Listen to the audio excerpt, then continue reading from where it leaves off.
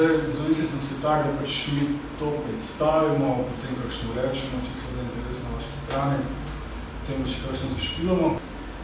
Nastalo je pravzaprav čisto organsko iz ene potrebe po izražanju moje želje, glede to, da sem pač prejel neke bende, kjer sem želel delati muziko, sem potem ugotovil, da nimam ljudi, sem pač v enem trenutku priklopil, da želim delati z ljudmi, muzika je že prišla samo od sebe in tako se je začelo. Mislim, da je to tudi en imperativ umetniški mogoče trak, da pač delamo ljudje, ki se razumemo, ki se štekamo, ki imamo neko podoben pogled na svet in da se strinjamo, ampak pač bi radi delali skupaj. No. Spravi, tisto, kar bo nastalo, je drugotnega pomena in uživamo v tem.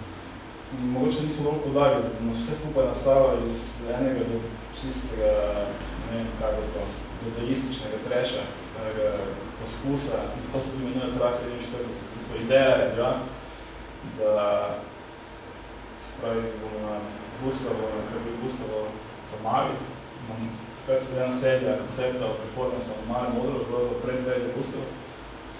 In je bila ideja, da bomo uporabili stare kasete z našega otroštva, in mi bomo pač miksalo, zdravo pogledali performance. Potem nekaj smo uporabili še slikarko in vse skupaj bila potem antiteza hkrati potekajočemu pančevsko glavo malo bolj pod žem. In potem smo imeli zelo pisano publiko. Nekaj pankar se ta video, v bistvu naši prvi performance, da je video na internetnem arhivu. Kaj se imenuje to? Creative Commons. Internetni arhiv Creative Commons. In je v bistvu se vidi, da je to zelo drugačna zadeva,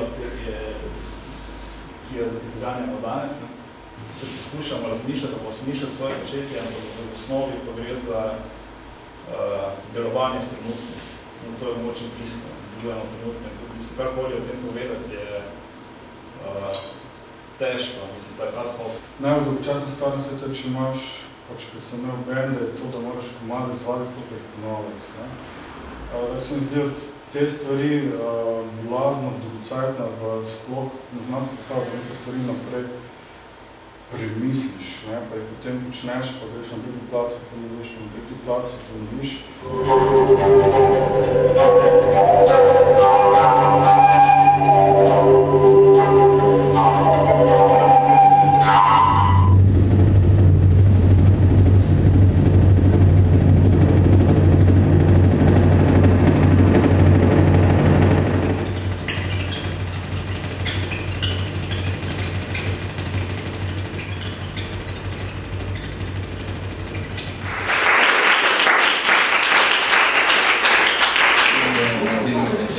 Če bi bil kritik, kaj bi napisal o sebi? Sam všečen, intenciozen, po mojem tudi stalinist. 3. Stalinist? Pokaži tatu, vidim, imaš na levi roki. Sem zdaj, če delaš iz mene ikone, fetišizacija, umetnika, se to reče. Kaj si ti misliš o kritikih? Nič posebnega.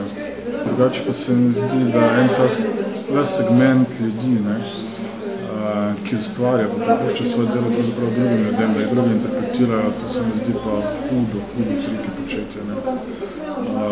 Na nek način dajo svoje delo, kljub temu, da imamo to veliko idejo avtorstva, na tem svetu privatne lastnine, obenem pa so ljudi, ki to kar dajo.